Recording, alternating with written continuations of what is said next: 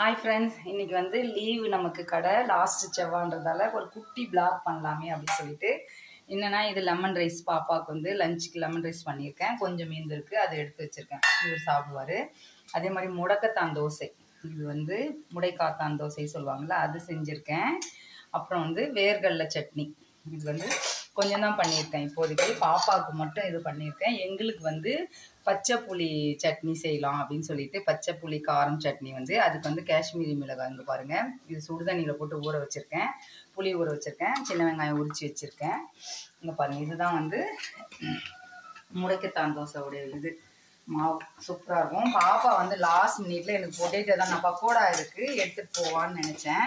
எனக்கு வந்து பொட்டேட்டோ தான் வேணும் அப்படின்னா, அதனால் வந்து இது ஆந்திரா காரம். இந்த பாருங்க, இது ஆந்திரா காரம். இதை போட்டு ஒரு பொட்டேட்டோ வறுவல் சூப்பராக இருக்கும்.